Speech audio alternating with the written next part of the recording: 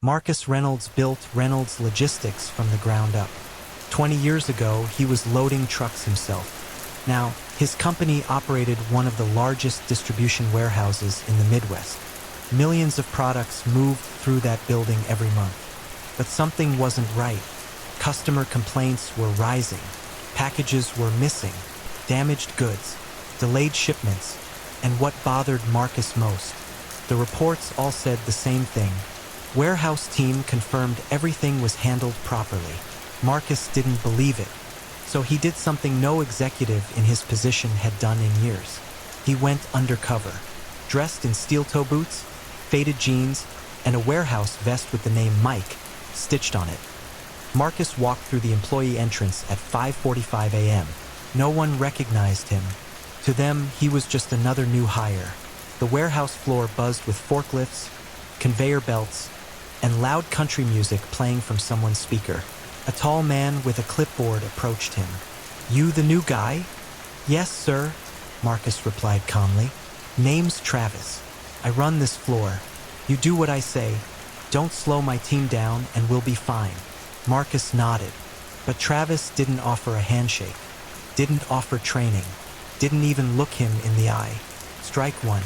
By lunchtime, Marcus noticed things that didn't match company policy. Workers tossing fragile boxes, employees scanning items without checking labels, a group of 3 employees whispering near the high-value electronics section. And then he heard something that stopped him cold. "Man, corporate doesn't even check these outgoing pallets." One worker laughed. "Yeah," another said. "Shift a few items here and there, nobody notices, especially not the big boss. That guy lives in a penthouse somewhere." They laughed. Marcus kept stacking boxes like he didn't hear a word, but inside his stomach tightened. They weren't just careless. They were stealing. Later that evening, Travis pulled Marcus aside. "Hey, new guy, you want to make some real money?" Marcus kept his face neutral. "What do you mean?" Travis leaned closer. "We skim inventory. Small stuff. High value. Phones, smartwatches. Corporate writes it off as shipping errors." Marcus stayed silent. "You look like you could use extra cash," Travis continued. "We split it 3 ways. Easy." Marcus looked around. Other employees were watching, waiting, testing him. This wasn't random. This was organized. And they were recruiting him into it. Marcus swallowed slowly.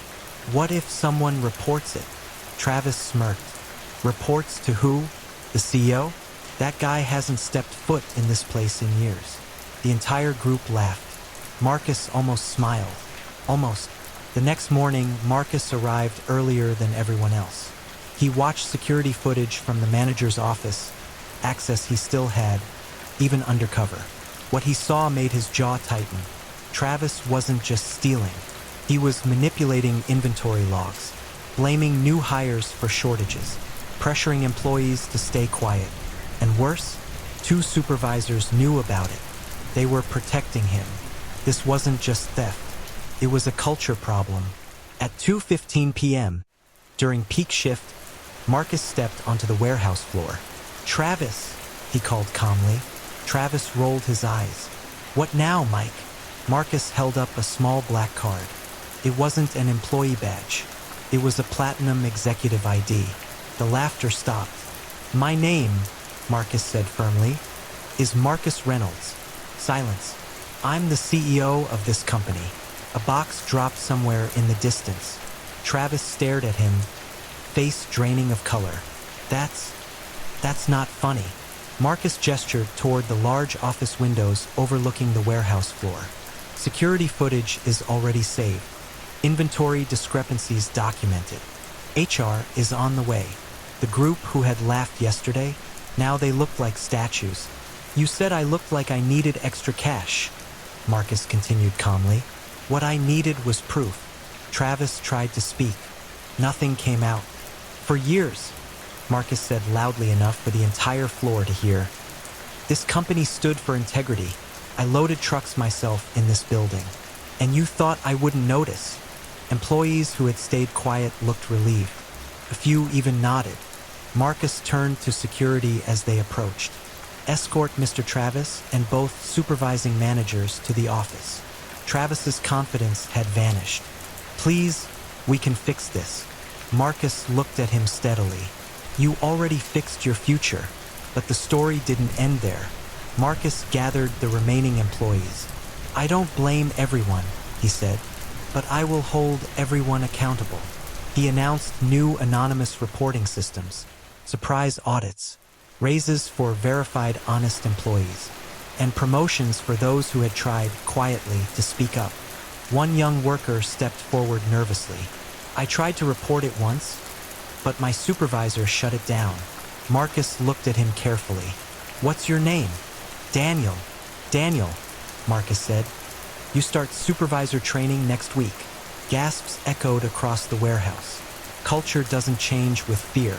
It changes with leadership. As Marcus walked toward the exit that evening, no disguise now, employees moved differently. Straighter, focused, aware. The penthouse CEO myth was gone. They had seen him, worked beside him, tested him, and failed. Marcus paused at the door and looked back at the massive warehouse floor. He didn't feel angry.